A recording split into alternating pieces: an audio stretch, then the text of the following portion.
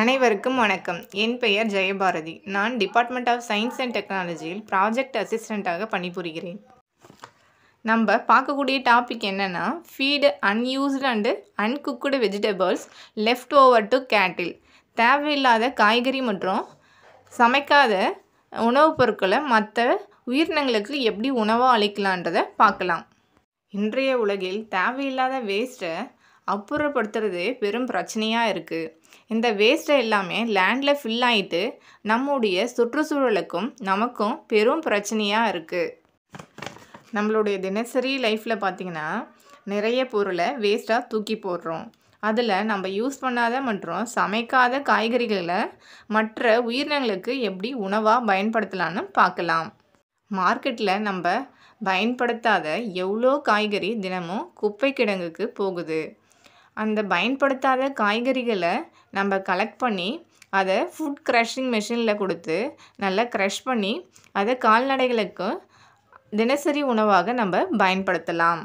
Restaurant மற்றும் பெரிய அளவில் உணவு சமைக்கும் இடங்களில் அதிக அளவில் வேஸ்ட்டு வெளிவருது. அந்த வேஸ்ட்டை நம்ம தனித்தனியாக பிரித்து சேகரிக்க வேண்டும். அதாவது சமைத்த உணவு மற்றும் காய்கறி, சமைக்காத காய்கறி, காய்கறி தோல், இலை போன்றவற்றை தனித்தனியாக சேகரிக்க வேண்டும். இந்த தேவையற்ற காய்கறி மற்றும் உணவுப் பொருட்களை தொழிற்சாலைகளில் கொடுத்து அவற்றை நன்றாக அரைத்து டீவாட்டரிங் செய்து கால்நடைகளுக்கு நல்ல சத்துள்ள உணவாக கொடுக்கலாம்.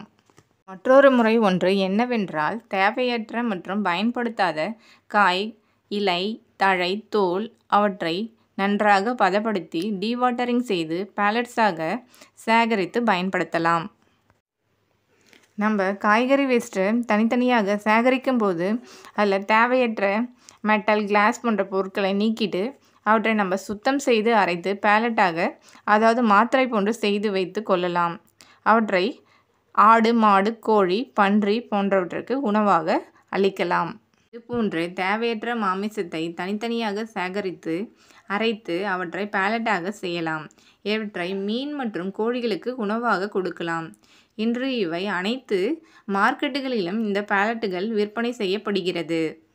தினமும் டன் கணக்கில் குப்பையாக தூக்கி எறியும் இந்த பொருட்கள் அதிக அளவில் மீத்தேன் வாயுவை வெளியிடுகிறது.